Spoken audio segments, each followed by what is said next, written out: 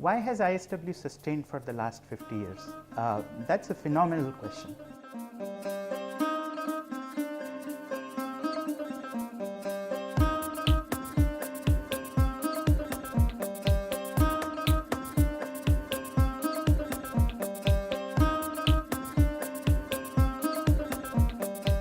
I joined India Society because I felt that I can contribute. There came a time, a calling, where you felt like you want to get involved with the community. Well, it started like when my grandma was president there.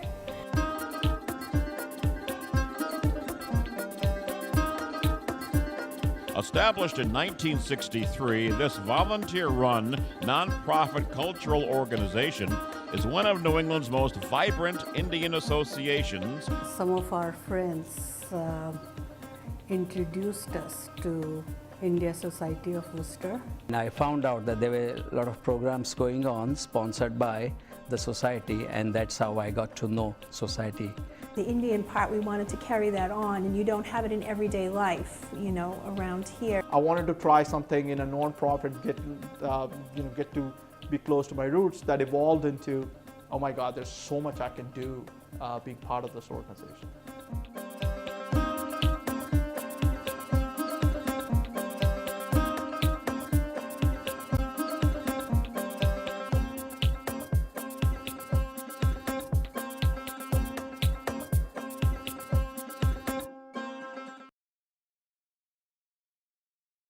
Namaste.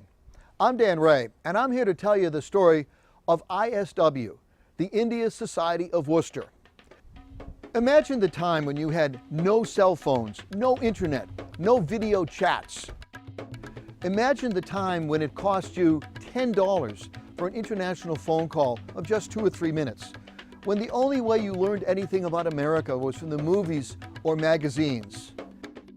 At that time, Sham Sharma arrived in the U.S. on a ship. In those days, plane was expensive.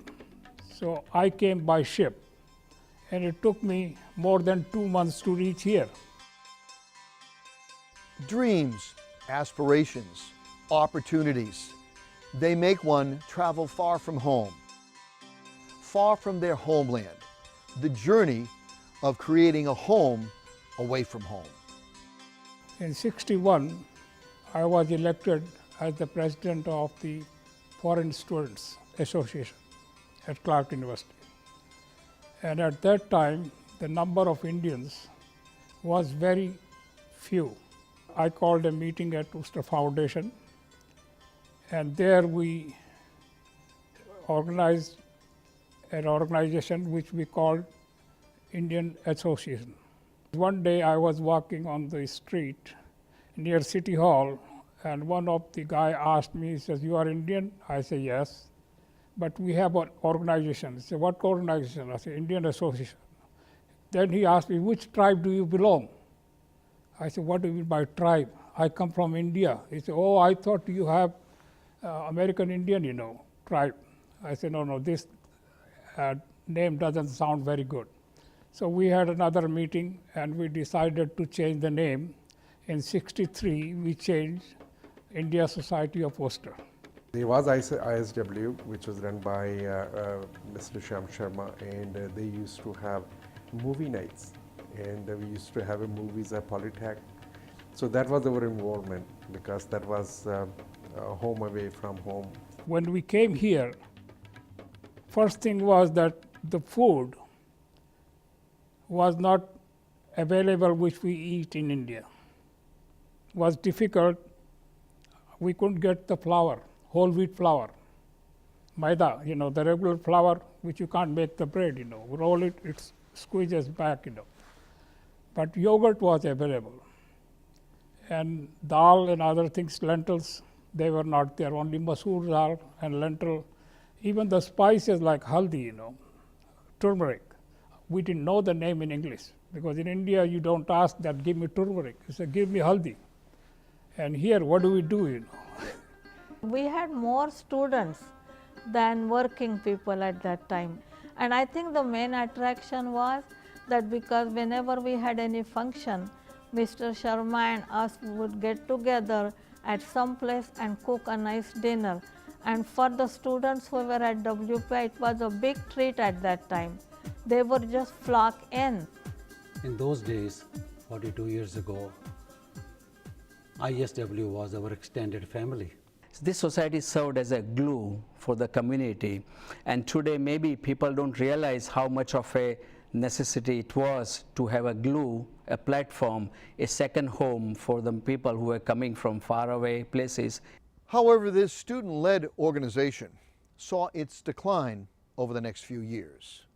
India Society didn't have any executive committee or any meetings or any functions or any activities in the community for about 3 years. It was dormant. A group this close, an organization formed out of need, seeking warmth, searching for comfort and solace, was not an organization that was going to go away easily. Had arranged a Diwali function. Everybody signed up ahead of time, and we had a very successful function. And I think it was after that they saw, why don't we just take it forward? That was the second birth of India Society at that time. But we cannot forget what was done before us, because it was a vision of Sharmaji's, Sham Sharma, who had created this platform for us. After this, the society never looked back, and as the organization gained firm ground, the need for a more permanent home arose. As the membership was increasing, they thought we need a bigger building to accommodate everybody. And we wanted to buy a land. We had a meeting and everybody was sitting there. I believe it was Dr. Garg who was also quite involved with us at that time, and he probably found this land for us. One of the board meeting, Dr. Kalyan Ghosh said that since we didn't have enough money, so we might have to scrap the whole project. Dr. Subbu Kota, he gave $100,000.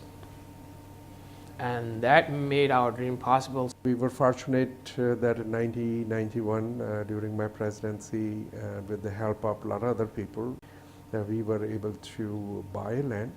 Dr. Ishwar Patel was the president of the board and led us to some extent, and then after that came on board Dr. Ghosh, who played a very instrumental role in really moving the project forward. Under the stewardship and umbrella of Dr. Satya Mitra, we decided to raise funds for the building, the new building, and we organized a program called Shame Rangeen. We did a lot of fundraising events, and with me was Dr. Sanjay Shah. The whole money that was being raised, which was a total of, if I recall, $340,000 that we raised, was for India Center. Didn't want to wait, so in the middle of February winter, we had an auspicious date, and that's when we did the groundbreaking. In 2004, we had the new building. Thousands of miles from their homeland, as the society formed its new roots, it became the means for parents to impart their culture and their language to the next generation as they started calling the U.S. their new home. Nalini Goyal, she started this school. She decided that we could try and put something together. And that was really a pinnacle for this organization. We teach Indian culture and also languages. It was started out as a few kids coming in together and having enrollment of 180 to 200 students. So we know Alu. 1, 2, 3. No. Okay, good job. I can write my name and I can write letters. I can sort of write Hindi. The society gradually developed programs for physical, emotional, and spiritual well-being. These programs provide a helpful hand through life's ups and downs. There are initiatives like the Crisis Committee. You don't have to be an active ISW member to say that you have a life crisis right now that is a really big problem and you need support from the community. When I was president, we also started this health stop. We have been very fortunate that we have a lot of volunteers, those who come forward and work with us. ISW not only becomes a meeting ground during these times of difficulties, but also brings joyous moments to people like Puneet, who found his best friends at the Indian Youth Group. I met my wife at one of the first IYG meetings that I had attended when I was 14. We kept in touch, and when we worked together on these cultural events, the volunteering events, we managed to get to know each other better.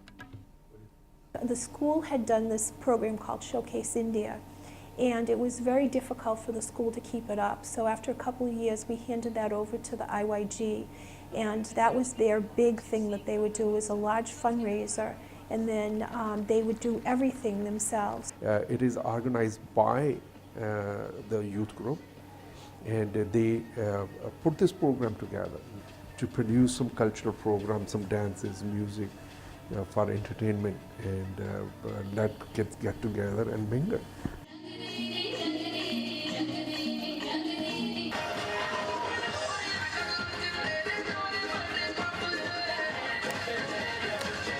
There was a time,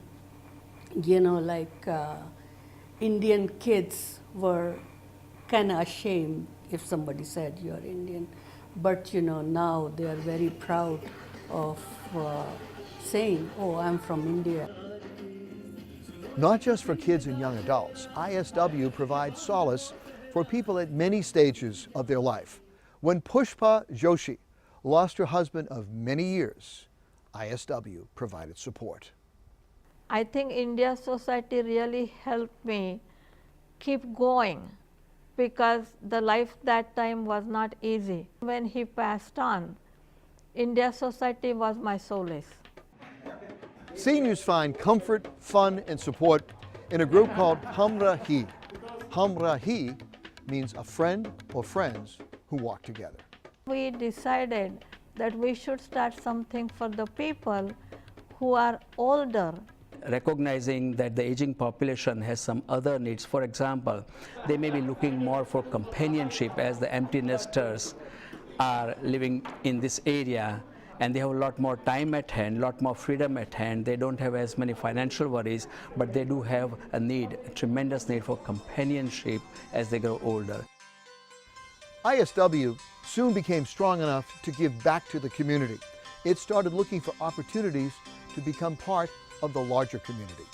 All of us immigrants left our country to come here for greener pastures, right? At the end of the day, we all feel that there is some gratitude that we need to give back. We all sat together and we thought, why not an India Day? And we chose the month of August because that was our Independence Day. So we planned to start an India Day. That was almost in 1988 we started this. And this is going to be our 25th year this year. We live here, we do everything here, we raise our children here. We must be a part of this community as much as we are a part of our own. There are a number of things that we do that help individuals in just the society as a whole. We have donated money when there is any kind of disaster. I believe we've even sponsored a school in India. We do a lot of activities that are not limited to just the Indian community. There was a massive earthquake in part of Gujarat, and society brought together a lot of resources, and we put them together and sent it to India, to the targeted part. We did a spaghetti supper for a few years. They went for the refugee apostolate at Christmas time, and they would help wrap gifts. They went for the bishop's dinner at Thanksgiving, and they served to the homeless. And we would collect food for the needy, and so they would do a lot of different projects. Well, we started participating in Spirit of Shrewsbury, and we also participated in the parade. The India Society of Worcester, they are here every year. They make we do cultural events for Red Sox. And I did like to see, like when I was on the ground holding the check with my grandma and her friend. And then, so like, that was also fun. The Red Sox Foundation, official team charity of the Red Sox. Thank you, Mrs. Seth, and all our friends from the India Society who join us this evening. I've also went to the Celtics scene too. I usually sit in the stands and watch the performance that they do, the dance, the Indian dance that they do.